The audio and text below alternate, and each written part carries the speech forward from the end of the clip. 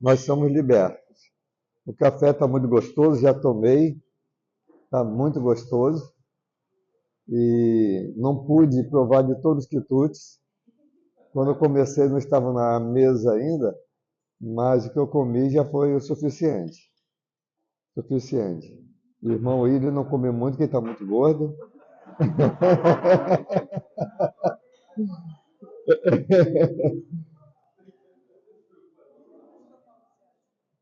Segunda. Mas temos bastante coisa para analisarmos hoje. Vocês comem à vontade. Papai, ele já pagou tudo isso aí para nós. Papai do céu já pagou, né? Aí eu gostaria, enquanto os irmãos arrumam aí os pratos, tudo direitinho, a gente entoar aquele cântico missionário. Quem puder cantar, não estiver comendo ainda, almas a ganhar, por Jesus trabalha, pois a alma a ganhar. Quem não está com a boca cheia de comida ainda, pode cantar comigo? Almas a ganhar, por Jesus trabalha, pois há almas a ganhar. A voz do pastor, irmão Sérgio é bonita.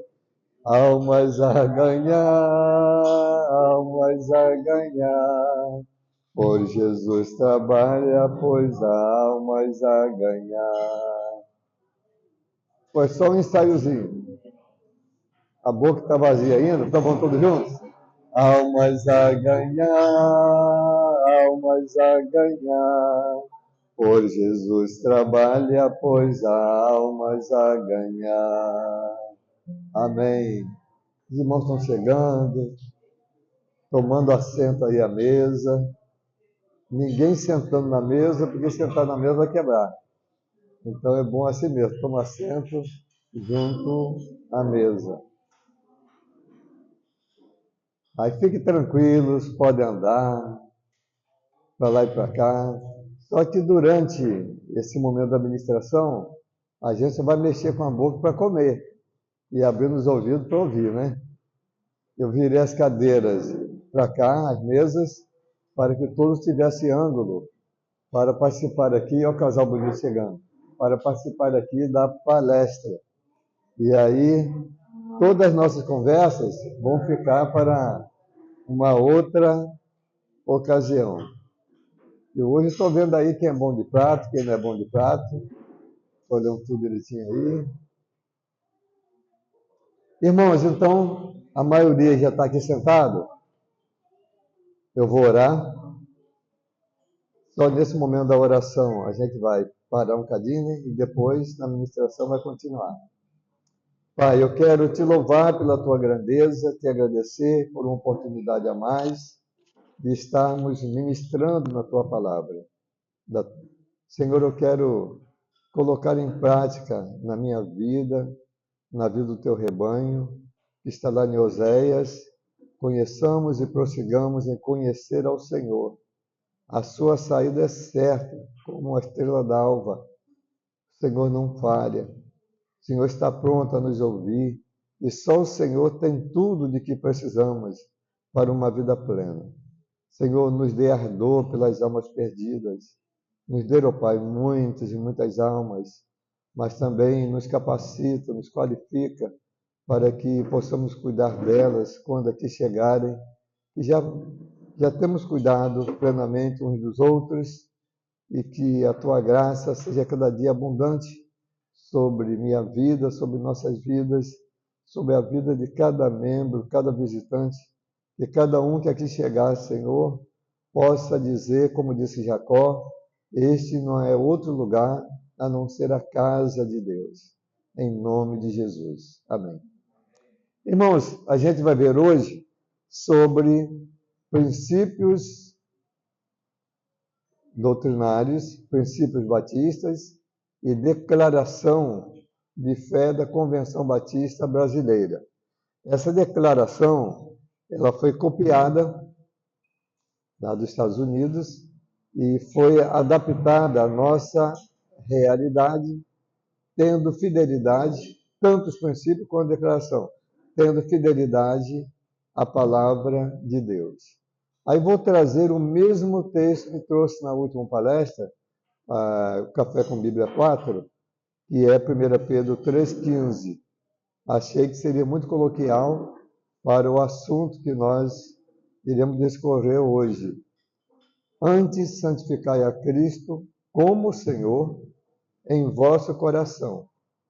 Estais sempre preparados para responder com mansidão o temor a qualquer que vos pedir a razão da vossa esperança ou da fé que há em vós. Responder com mansidão. Quem é que responde com grito? Quem é que ganha com grito? É quem não tem argumentação, quem não tem base. Quem tem é tranquilo. Pastor Gerson, pastor que me batizou, ele faleceu, eu tomei conhecimento, estava trabalhando aqui em Búzios. Eu tinha minha empresa aqui, eu trabalhava aqui. Aí peguei meu carro e fui assim, correndo muito, porque de Campos até a casa dele, até a igreja onde ele era membro, levava mais 1h10. Aí eu tinha um carro zero, eu dei o máximo que pode dar, 150, 180, 130, de acordo com o trânsito.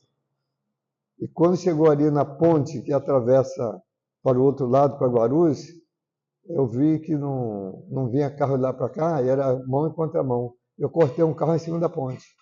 Quando acabei de cortar, a Polícia Federal estava à frente. O guarda estendeu as mãos, eu parei. Ele falou, tudo bem com o senhor? Falei, seu guarda, está tudo bem não. Um grande amigo meu, pastor que me batizou, pastor Gerson Dutra, ele faleceu, sepultamento é hoje, estou vindo de Búzios, estou assim, muito ansioso querendo chegar lá. Aí ele falou assim para mim, encosta aqui na viatura, descansa um pouco. Aí eu me encostei na viatura, descansei um pouco, está mais tranquilo? Falei, estou. Olha, eu podia multar o senhor, mas o senhor vai ficar mais nervoso. Então é o seguinte, segue a sua viagem, diminui a velocidade. Irmãos, aquilo, assim, mas me impactou. Me impactou porque ele não falou com voz alta, ele não trouxe a repreensão, mas foi tão dura, tão pesada, que marcou a minha vida. Então, responder com mansidão, a razão da sua fé. O cristão, ele precisa estar preparado. Nós temos a fé em diversas dimensões. Quando eu lecionava apologética cristã, eu li 36 livros sobre apologia cristã, falando sobre fé, né? E dos 30 e poucos livros que eu li, todos eles falavam sobre fé. Eu cataloguei 9 tipos de fé, porque aqui é declaração de fé, né? 9 tipos de fé. Desses 9 eu pratico e preocupo em praticar e ensinar 3, que é a fé salvífica, a fé funcional e a fé doutrinária. A doutrina é um alicerce para a vida cristã. Uma pessoa que não seja bem doutrinada, ela constrói a sua casa espiritual em cima da areia. Uma pessoa bem doutrinada, ela constrói a sua fé em cima da rocha. Não tem como cair. E Pedro estava preocupado com isso. Então ele disse, estais sempre preparados para responder com mansidão e temor. Uma ovelha mandou uma mensagem para mim e mandou para a Jusceia. A nossa igreja é o quê? A Igreja Batista Renovada ou a Igreja Batista Tradicional? Ela é membro da igreja, mas não tinha convicção de fé. Aí eu falei para minha esposa, olha, responda para ela que a nossa igreja, nós somos batistas sem adjetivo. Nós não somos nem batista renovado, nem batista tradicional, nós somos batistas. Porque uma pessoa tradicional, ela vai valorizar mais a tradição do que a doutrina. Então nós somos batistas.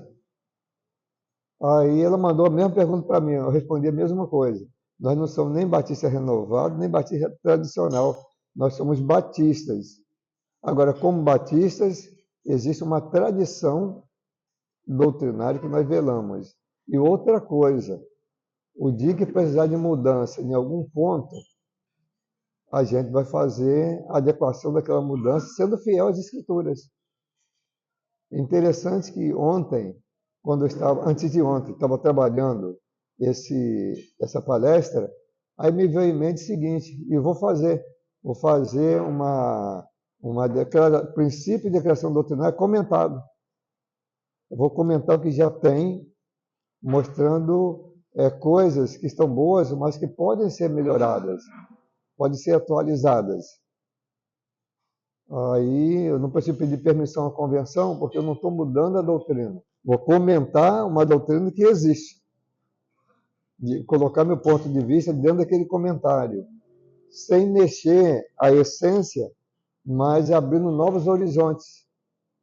Primeiro, diante das leis que surgiram. Não pode haver nenhuma rebelião, e tem 2 pontos aqui que são questionáveis e a gente não precisa transigir com o pecado, mas colocar a nossa posição e reconhecendo o que a lei do país diz. E depois, sobre mais 4 pontos que nós podemos atualizar.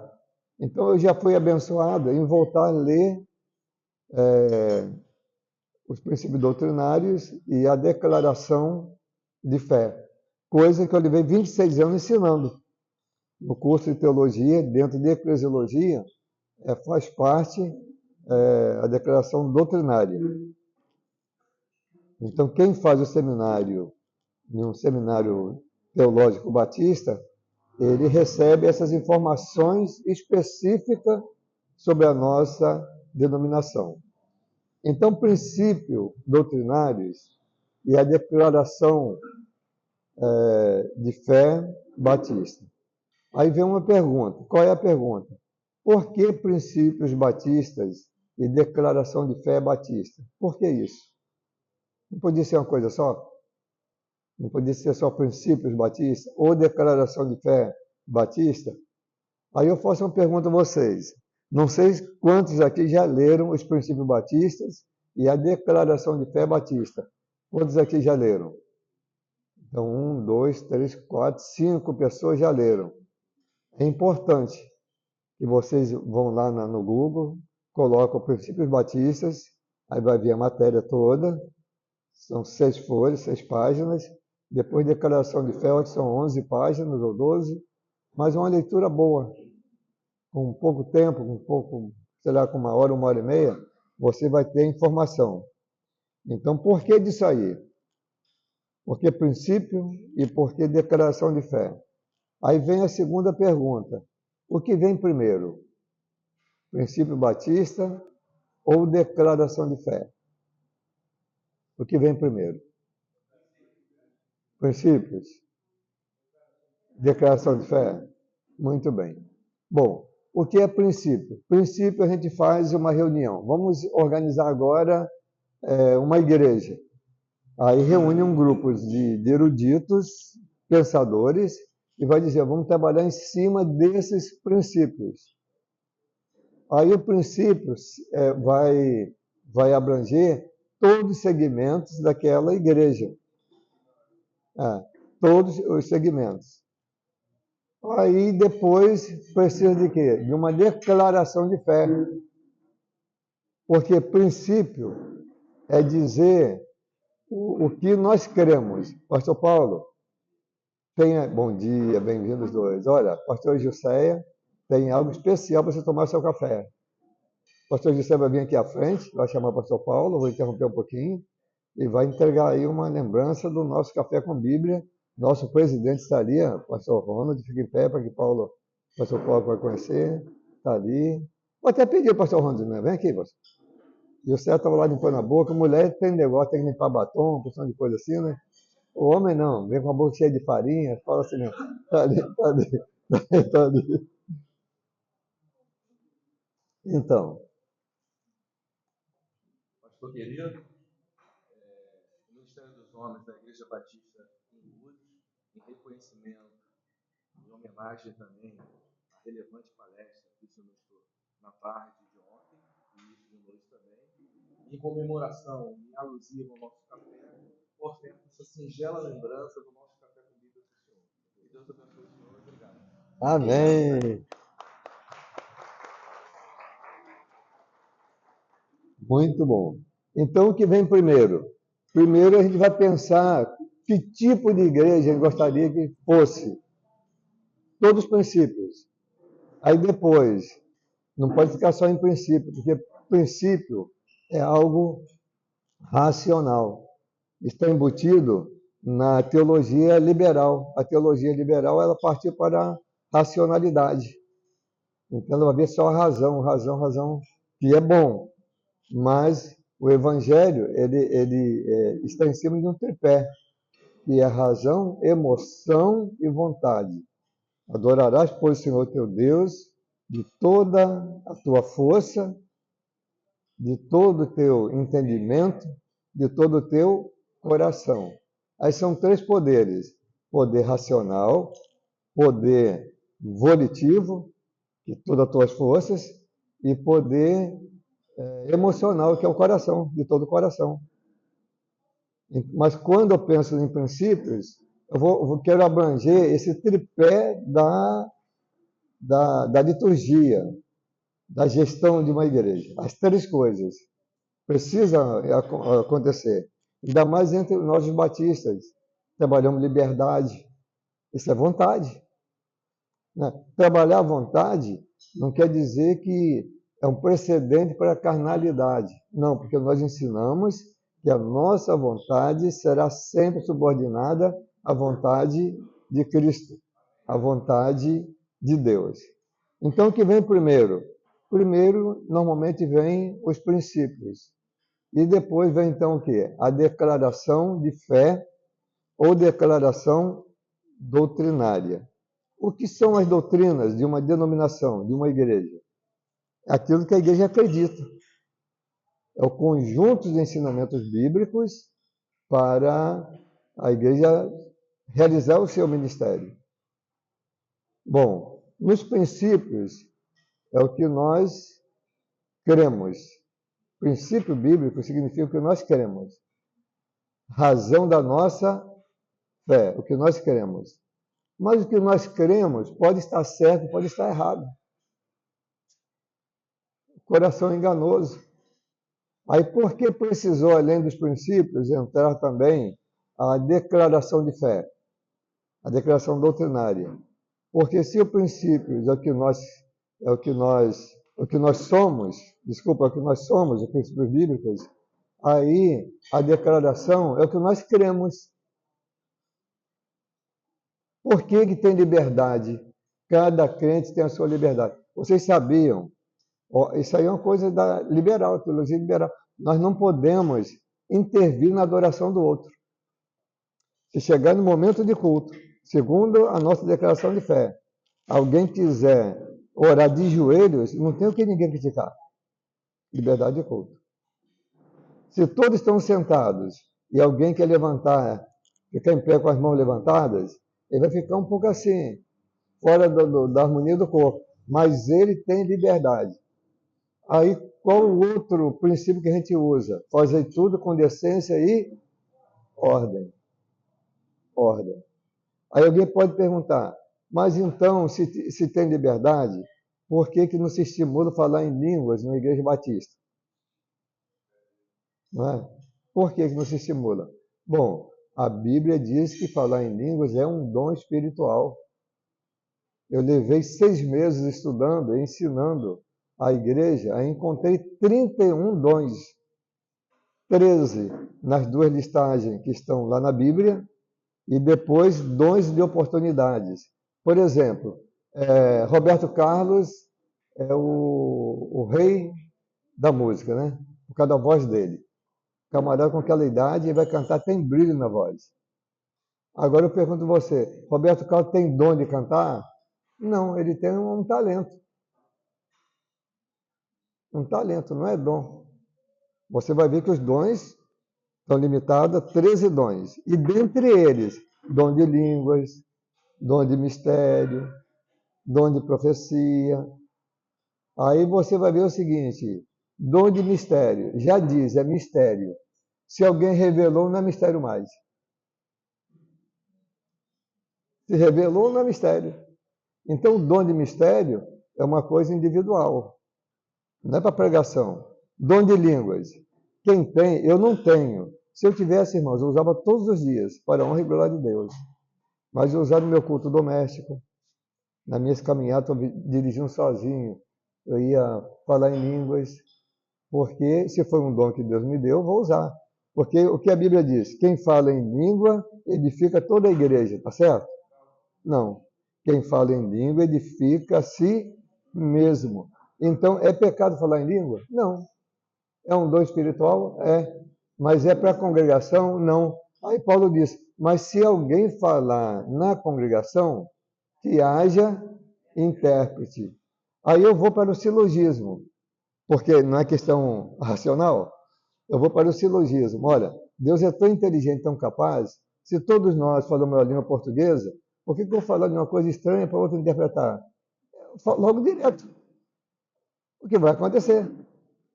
Mas Paulo disse, olha, se vai falar, que haja intérprete. Mas é melhor falar 5 palavras e ser compreendido do que falar 5.000 palavras e ninguém entender nada. Aí eu comecei a acompanhar, através de vídeos da TV, essa gente que fala nisso. Gente, é sempre assim, cambalacha, orachá, a mesma coisa, repete a mesma coisa. Aí já pensou, estou com sede, cambalacha, orachá. Quero comer cambalacha, orachá. Quero pedir um favor, traz para mim uma cadeira aqui, cambalacha, orachá. Não é, falar em língua tem que ter uma conotação. Aí Paulo falou assim, eu falo muito mais do que vós. Olha, não tem nenhuma evidência desses homens. Jesus, Paulo, Pedro, João Batista e outros falando em línguas no momento de culto. Você lê a Bíblia todinha, não tem evidência. Não tem evidência. Com isso, a gente não deve menosprezar o dom de línguas. Se alguém tem, vai falar. Mas dentro do nosso princípio e declaração doutrinária, a gente reconhece que é algo individual, não é algo coletivo. Mas já aconteceu algumas vezes. Eu ouvi falar em um culto que tinha um alemão. E lá a igreja é toda portuguesa, todo mundo fala português. Um irmão que nunca ouviu falar alemão, sentou perto desse irmão que falava alemão. Ele começou a falar em línguas, mas em língua grossolalia. Falar em línguas. E o rapaz estava ali, começou a chorar, e foi sendo edificado, e aquele irmão estava falando. Aí depois o rapaz se comunicou com ele em alemão, e ele não entendia nada, não sabia nem responder.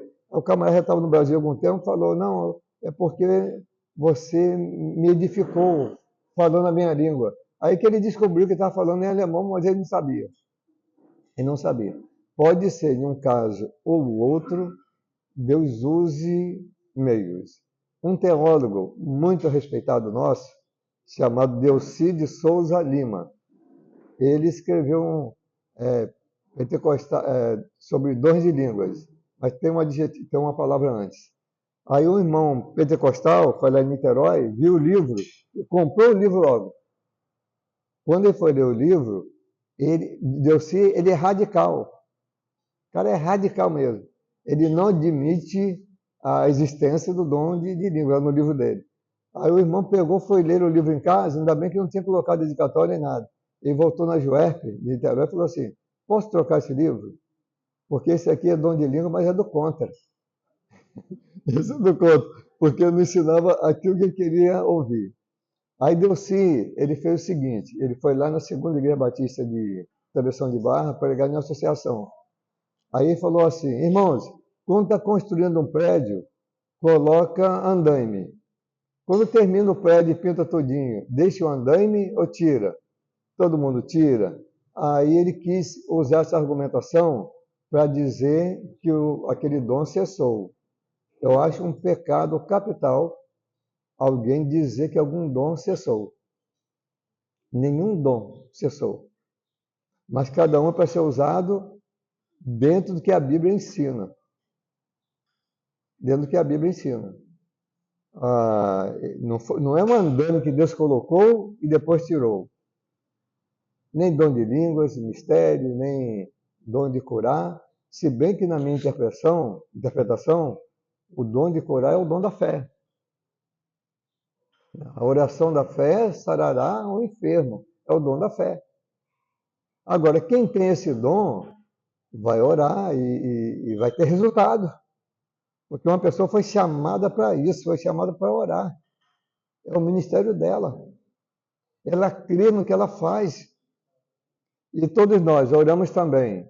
E Deus vai nos ouvir quando oramos com fé. Meu filho tinha câncer. A febre dele chegou a 43. E ele ficou vivo. Aí eu entrei no quarto e falei assim, papai, tem urubus ali em cima do guarda-roupa. Coloquei a mão nele, estava pocando de febre. Deu remédio para ele, mas não abaixava. Coloquei gelo no corpo dele todinho, não abaixava. E ele dizendo, tem um urubu. Falei, deixa que eu vou resolver. Aí peguei uma vassoura, passei por cima do guarda-roupa. Aí foi embora tudo, foi embora. Ele é criança ainda. Aí ele acabou aceitando que foi embora. Mas a febre estava tão alta que ele via urubu voando ali. Irmãos, naquele momento, foi assim, meu coração foi tomado de uma compaixão. Falei, Senhor, o Senhor tem poder. Falei, Bruno, deita aí de barriga para cima. Ele deitou. Coloquei a mão na cabeça dele. Senhor, eu te peço em nome de Jesus. Se puder para sempre, bem. Mas se não puder, agora. Tira essa febre dele. Irmãos, quando eu acabei de tirar a mão de orar, ele pediu o carrinho, os brinquedos dele para brincar. Naquele momento, Deus ouviu. Um dia eu estava fazendo pastoral, e nessa pastoral, saí 2 horas da tarde com muita fome, mas tanta dor de cabeça, não conseguia dirigir. Falei, eu vou direto para o hospital da Unimed. Só que enquanto eu ia manobrar para ir para o hospital, eu falei, para lá, vou parar aqui na sombra e vou orar. Falei, Senhor, o Senhor quer que eu vá para o hospital? Eu vou. Porque a medicina também é divina. Mas eu creio, se o Senhor quiser, vai curar essa dor de cabeça terrível que eu não aguento mais, para eu chegar em casa e almoçar. Irmãos, quando falei amém, eu não tive mais dor de cabeça. Então, durante a minha vida, isso aconteceu 3, 4 ou 5 vezes, mas aconteceu. Então, não pode dizer assim, eu tenho dom de curar. Eu acho que eu tenho dom da fé, mas não tenho certeza que eu tenho dom da fé. Eu acho que eu tenho dom de discernimento, mas não tenho certeza que eu tenho. E tem 3 dons que eu tenho convicção que eu tenho. Então, quando a gente vai trabalhar princípio, é algo racional, é algo que a gente gostaria que fosse. Quando a gente vai trabalhar doutrina, não tem opção, irmãos. Doutrina não tem opção. Engasgando ou não, é a verdade. É a verdade. Não tem como chegar assim e dizer, criar uma doutrina e dizer, olha, a prova que recebeu o Espírito Santo é falar em línguas. Aonde está isso na Bíblia? Que a prova que recebeu o Espírito Santo é falar em línguas. Não é. Aí com todos os irmãos que acreditam assim, com 5 minutos de conversa, eles entendem que estão errados. Estão errados. Então, se um diz o que nós somos, que são os princípios, a declaração doutrinária diz por que nós queremos assim. Tem que haver uma razão da fé. Se existisse só o princípio batista e não existisse a declaração doutrinária, a gente ia agir humanamente, como ser humano. Porque o princípio batista é o que a gente gostaria que fosse aquela denominação. Mas a declaração doutrinária é o que a Bíblia diz que nós devemos ser. É o que a Bíblia diz. E nós vamos ver depois que quando você lê os princípios e depois vai ler a declaração, os tópicos nem sempre combinam. Porque a declaração ela não é subordinada aos princípios batistas. Mas os princípios batistas é que são subordinados à declaração. Depois a gente vai ver o seguinte, todo princípio batista, você vai ler o princípio batista todinho, você não vê um versículo. Você vai ler a declaração doutrinária. É tudo embasado na Bíblia. É tudo embasado. Existe um problema quando alguém vai formar uma declaração de fé. É criar o princípio e buscar texto bíblico para endossar o princípio. Aí é algo na carne, pecaminoso. É o contrário. Temos que ler a Bíblia e criarmos a nossa base doutrinária em cima do que a Bíblia ensina. Doa o que doer. Doa o que doer. Aceitando ou não. O que a Bíblia ensina é que é verdade. Então, primeiro vem o quê? O princípio.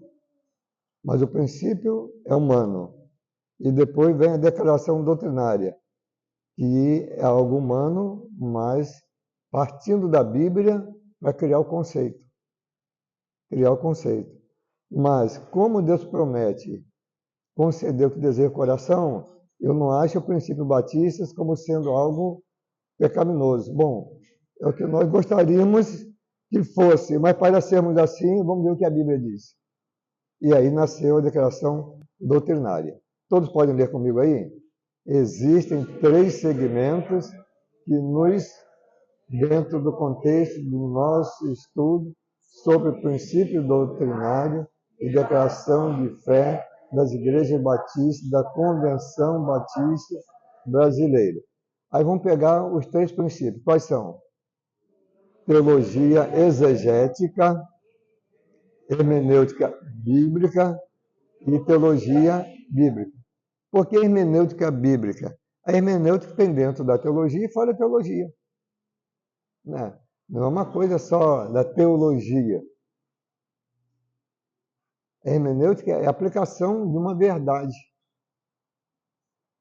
A exegese é o conhecimento da verdade.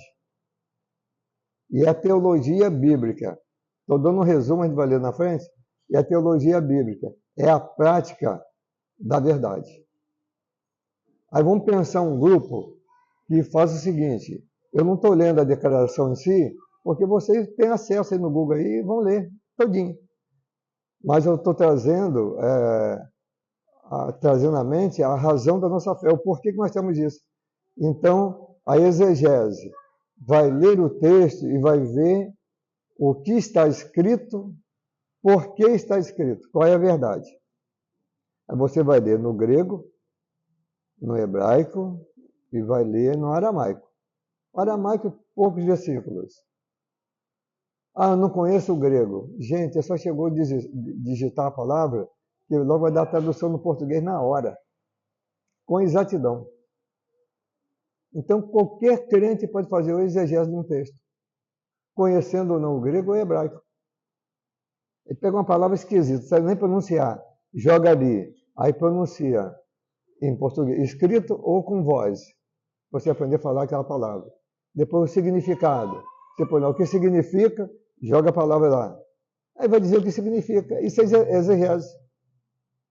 Exegese. Mas a exegese em si, o que ela faz? Ela traz um conhecimento. Eu vou trazer de forma prática.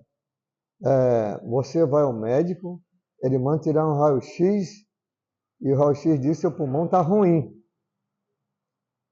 Então, como que você descobriu que o pulmão está ruim? Porque tirou um raio-x, fez uma ressonância, você descobriu que está ruim. Agora, você tomou conhecimento, está doutor naquilo ali. Meu pulmão está acabado, vou viver poucos dias. Isso resolveu o seu problema? Você só tomou conhecimento? Não. Aí você vai fazer o quê? Uma hermenêutica. Bom, se está assim, o que eu preciso aplicar para resolver isso? Essa é a minha realidade. Como resolver? Como aplicar na minha vida? Aí, doutor, e o que eu faço? Não, vou passar a receita aqui. Aí eu estou só para ficar assim bem claro. Aí essa receita o que é? Passando para a teologia, é como se fosse um princípio hermenêutico. Aplicando à realidade um conhecimento adquirido. Trazendo, mostrando, olha, para resolver isso aqui, na verdade, Noé, por exemplo, Jesus falou, assim como foi nos dias de Noé, será na vinda do Filho do Homem. Então Jesus está dizendo o seguinte: olha, a arca de Noé salvou a família e salvaria outros que quisessem entrar. O Evangelho de Cristo é a nova arca de Noé. Então, quando ele falou sobre a arca de Noé, é uma exegese. Quando ele apresentou o Evangelho como sendo a nova opção, isso é hermenêutica, aplicando a realidade. Não se preocupe mais com Noé, já sabemos o que é, mas nós também temos vidas e existem as tempestades, os dilúvios da vida, e a solução está no Evangelho. Isso é hermenêutica. Agora, se o pecador não se arrepende, ele vai ter conhecimento exegético, hermenêutico, mas vai para o inferno. Aí precisa de quê? Da teologia bíblica ou teologia prática. Então, o que aconteceu comigo? Quando eu descobri isso, eu estava no sexto período de psicologia. Eu era maluco fazer psicologia. Para mim era uma coisa nata na minha vida. Eu tranquei a faculdade e fui fazer mestrado em teologia. Irmãos, e os 3 cursos que eu fiz em teologia, eu fiz teologia da Bíblia, teologia prática. Não me aprofundei em outra coisa. Sabe por quê? É a teologia bíblica que a gente usa no dia a dia. É aquilo que a igreja sobrevive. A igreja se alimenta disso, ela vive disso. Então, o que é uma declaração doutrinária? Declaração de fé. Teologia prática. Está dizendo o seguinte, olha, a gente tem esses princípios, mas na prática é isso. Então, não matarás, honrar seu irmão. Aí vai lá e vê na Bíblia que a Bíblia está ensinando, o texto vai estar lá. Então, na verdade, a declaração doutrinária, o que é? É uma teologia prática que foi elaborada por pessoas orientadas por Deus, ungidas pelo Espírito Santo, aplicada a exegese, aplicada a hermenêutica, trazendo para os nossos dias e dizendo, olha, para a igreja ser vencedora, ela precisa fazer isso. Agora, quem fez isso era infalível? Não. Quem fez isso era onisciente? Não. Quem fez isso é onipotente? Não. A nossa declaração doutrinária já houve adequação. No ponto de vista tem que haver outro, mas sem mudar a essência. Sem mudar a essência. Em alguns pontos, por exemplo, na questão da ceia, transubstanciação, consubstanciação, e por aí vai. Um grupo sacramentalista, outro grupo semi-sacramentalista, não sacramentalista. Se alguém diz que é sacramentalista, isso é um princípio, não é uma declaração. A Bíblia não declara que a ceia e o batismo são sacramentos. Então, o que a Bíblia diz? Fazer isso em memória de mim. Então, ato memorial, pronto. E já vou na exegese, já faço a hermenêutica. Aí, na teologia bíblica, eu vou batizar, vou realizar a ceia, não dizendo assim, olha, é só para os membros de uma igreja batista. Eu não falo isso de jeito nenhum, porque eu não tenho respaldo bíblico. Mas se for lá na declaração, dá a entender ainda que é assim. Rebatizar. Lá está bem claro. E nós nos destacamos pelo rebatismo. Quem que disse isso? Atos 19, Paulo rebatizou os discípulos de João. Mas qual foi a pergunta que ele fez? Vocês já conhecem o Espírito Santo? Já receberam? O que eles disseram? Nem sequer ouvimos falar. Aí Paulo pregou e se converteram e batizou. Porque o que Jesus disse? Quem crê e for batizado, primeiro vem a crença, depois vem o batismo. Por isso não batizamos crianças. Porque a criança não pode crer ainda, não está na idade da razão, um recém-nascido. Eu não tenho base bíblica para rebatizar um irmão que venha de outra denominação que foi batizada pela imersão, por imersão, em nome da Trindade. Eu não tenho base bíblica. Mas se a igreja, como corpo, decidir que vai fazer isso, ela pode decidir, mas não com base bíblica. Mas o que diz a nossa declaração doutrinária? A Bíblia é a nossa única regra de fé, conduta e prática. Se ela é a única, e eu não acho pegada para isso, para não servir a ceia a pessoa de outras denominações, nesse momento eu quebro o princípio doutrinário. Nesse momento eu vou quebrar o princípio doutrinário. Então esses 3 elementos, para mim, assim, são cruciais. A exegese, para a gente não errar. Viu aquele pastor lá no Espírito Santo? O que ele fez? Ele chegou, deixou a mulher dele, chamou uma irmã membro da igreja e falou, olha, Deus me falou na palavra que eu preciso buscar alguém para ter o meu relacionamento. Aí buscou lá uma mulher que vivia no adultério. Aquilo ali correu aquele boato, aí a repórter foi entrevistá-lo. Eu assisti essa entrevista. Aí ele falou assim, não, estou falando com base na Bíblia. Aí ele leu o texto. A repórter falou assim, não, mas não está escrito isso. Não é isso que está escrito. Aí deu para ele direitinho. Botou a mão na cabeça. Coitado, errou o erro do sentido. Então nós precisamos ter conhecimento. Não é? Nesse negócio assim, olha, o médico tem que saber para mexer no corpo. O advogado tem que saber para mexer com lei. O engenheiro tem que saber fazer estrutura. Olha aqui, esse prédio aí não tem uma rachadura. O engenheiro fez o projeto, quem executou direitinho, está aí, sem problema nenhum. Agora, para pastorear, não precisa de ciência, não? Não precisa de conhecimento de causa, não precisa. Por quê? Tem que ter um mínimo de noção de exegese, de hermenêutica, da teologia bíblica. O que é teologia bíblica? É levar o povo a conhecer e obedecer a palavra para trazer a saúde. O que sara uma igreja é a Bíblia, irmãos. A Bíblia que nos sara. Ela nos conduz à parte verdejante.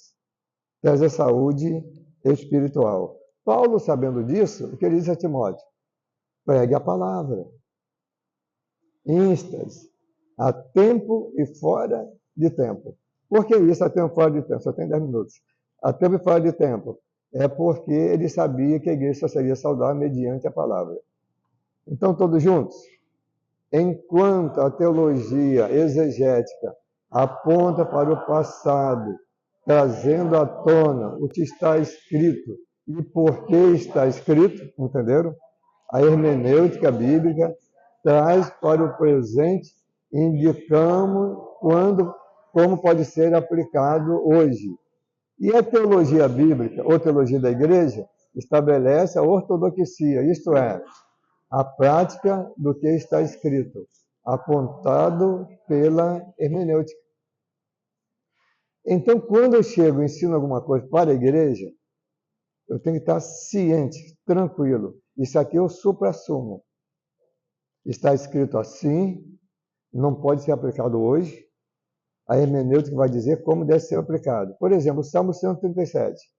Bem-aventurada é a mãe que pegar seus filhos pelos pés e der com a cabeça dele nas pedras. Aí pastor Ronald e a irmã Michele vão pegar a Sofia, segurar pelos pés e meter a cabeça dela na pedra. Está certo isso? Não está. Aí vão dizer assim, é bíblico. Está na Bíblia. Mas vocês sabiam que nem tudo que está na Bíblia é bíblico. O que está na Bíblia é para narrar um fato mostrando uma realidade. Bem-aventurado aquele que der, agarrado pelos seus filhos pelos pés, der com ele na pedra. Dizendo o seguinte, o sofrimento dessa mãe vai ser menor do que ver a perseguição e como seus filhos serão mortos. Ali não é um conselho bíblico. É uma palavra profética mostrando uma realidade. Aí pega uma pessoa que não tem noção a gente está falando hermenêutica, quando eu dou essa definição. Então, aí na prática, eu vou ensinar o quê? Irmãos, filhos são presentes de Deus. Cuidar o máximo deles. Com base o quê? Na exegese, entendendo o que estava escrito, por que estava escrito, fazendo a hermenêutica, como aplica em nossos dias, e na prática, cuide bem dos seus filhos. A gente vai ter um curso aqui, criando filhos segundo a vontade de Deus. Eu não sei como criar meu filho, só Deus sabe. Eu tenho que pedir a Ele sabedoria para criá-los dentro da vontade de Deus. Todos juntos? Sem exegese, em foco. Sem a hermenêutica.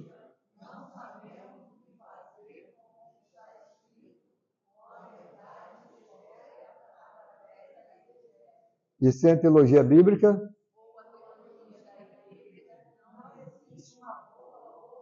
ortopraxia.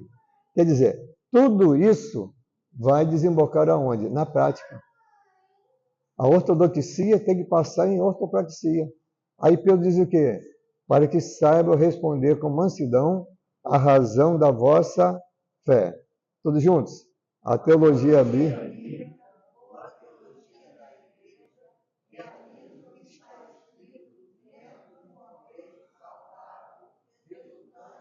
De uma boa hermenêutica.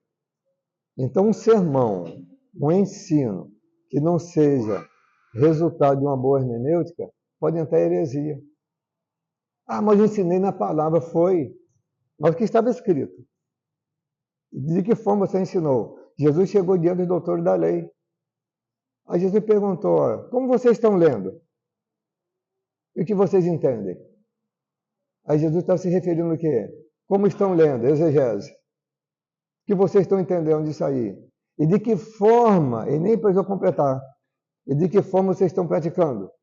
Ai de vós que andam o mundo inteiro para fazer um discípulo e para a própria condenação. Por quê? Tinha exegese? Tinham. Tinha hermenêutica? Não. A hermenêutica era um sentimento humano, não é o que a palavra diz. Então, nós, os batistas, nós temos os princípios bíblicos, é um sentimento humano. Mas temos a declaração doutrinária, que é a submissão à palavra de Deus. Princípios batistas, como estão organizados? Todos juntos? Autoridade. Cristo como Senhor, as Escrituras e o Espírito Santo. Isso aí é nosso princípio. O indivíduo, sua competência, sua liberalidade. Vida cristã, salvação pela graça, as exigências do discipulado, o sacerdócio do crente, o cristão e o seu lar, o cristão como cidadão. Irmãos, todos os princípios éticos, morais, espirituais estão aí incluídos. A igreja, sua natureza, seus membros, suas ordenanças, seu governo, sua relação para com o Estado, sua relação para com o mundo. A nossa tarefa, a centralidade do indivíduo, o culto, o ministério cristão, evangelismo, missões, mordomia, ensino e treinamento, que nós estamos fazendo aqui. E educação cristã e a autocrítica. Cada um é seu próprio sacerdócio. Agora, a declaração doutrinária. Eu não vou ler, não, porque... Bom, vamos aqui, são 13 pontos. Todos juntos. Escrituras sagradas, Deus.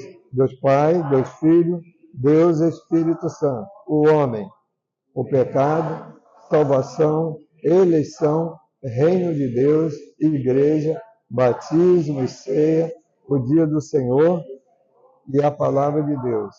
Mordomia, mordomia está lá no princípio cristão, batista está dentro da doutrina também. Evangelismo e missões estão lá também. Educação religiosa, heresia. Não existe educação religiosa dentro da igreja batista, de nenhuma igreja evangélica. Educação religiosa é o Estado que realiza. E quando tem, é para macumba, é para evangélico, é para católico, para todo mundo. E aqui dentro, o macumbeiro não pode vir dar aula aqui? Não pode. Então, nós não temos educação religiosa, nós temos educação cristã. Aqui já é uma revisão, tem que fazer na declaração. Então, vou fazer lá, dando comentário. Uma revisão, vou mandar para a convenção. Se eles gostarem, bem. Se não gostarem, mais firme a parte. Liberdade religiosa, ordem social, família e casamento, morte, justos e ímpios. A declaração de fé das igrejas batistas brasileiras. Aí vem a introdução. Vou só aqui embaixo mostrar uma coisa. Se vocês lerem sobre o discipulado, aqui, vocês vão ver a missão de um discípulo, uma coisa tremenda. Então, vamos aqui, as Escrituras Sagradas. Agora não são mais princípios. É uma declaração doutrinária dizendo o nosso sentimento. A Bíblia é a palavra de Deus em linguagem humana. Então, isso aqui não é um princípio. Isso aqui é uma doutrina. Ah, como que eu sei que é uma doutrina? Olha aqui embaixo, o que acontece? Ó. Ponto 1. Tem aqui todos os textos que dizem que realmente a Bíblia é a palavra de Deus em linguagem humana. Então, leiam os princípios, sabendo que são sentimentos humanos.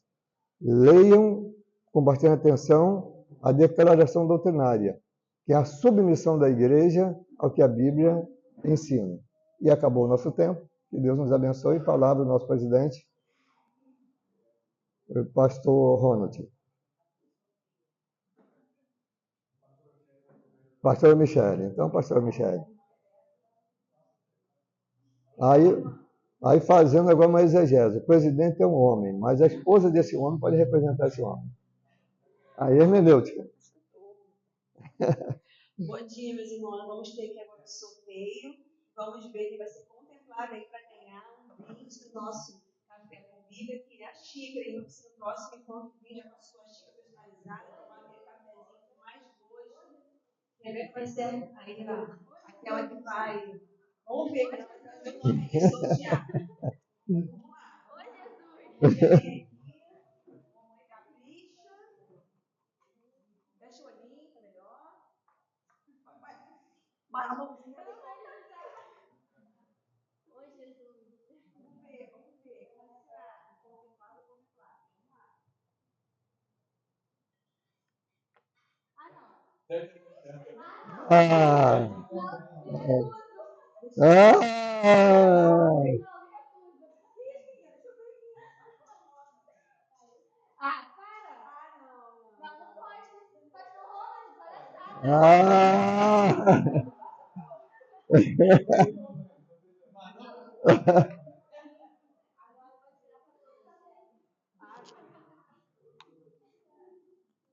Rebeca.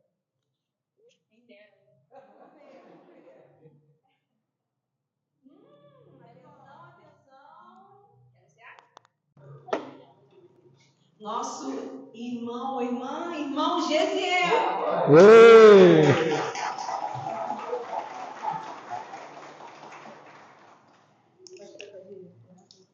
Pode. Meus amados, foi um privilégio. Pastor, muito obrigado por transmitir o conhecimento. Muito bom mesmo. Que Deus continue abençoando o Senhor. E prolongando, abençoando essa mente para continuar derramando aqui conhecimento para a gente, tá bom? Vamos estar orando, meus amados irmãos? Senhor, muito obrigada por essa manhã. Muito obrigada, Senhor, pela vida do nosso pastor, da nossa pastora. Obrigada por essa igreja. Obrigada por todos os irmãos. As nossas irmãs que sempre com carinho estão lá na cozinha, mãos à obra, preparando esse café maravilhoso. Obrigada por esse momento tão gostoso e, Senhor, de tamanho enriquecimento, de conhecimento para as nossas vidas. Pai, que alegria, porque essa igreja ela tem uma visão tão maravilhosa de realmente ensinar, de trazer alimento precioso, com qualidade, não é qualquer alimento. É uma mesa realmente farta. Senhor, muito obrigada por isso. Continua abençoando essa igreja, abençoando cada vida que está aqui neste lugar, cada irmão, Senhor, que faz parte desse rebanho, Senhor, que outras vidas possam chegar, entrar por essas portas, Deus, e vir conosco adorar e bendizer teu santo nome, crescendo, aprendendo, multiplicando, ganhando mais almas para o Senhor, porque esse é o desejo do nosso coração. Ah, Pai, nos ajuda na caminhada como igreja, Senhor. Amém. Nos ajuda. Obrigada por tudo, no nome de Jesus Cristo. Amém. Amém.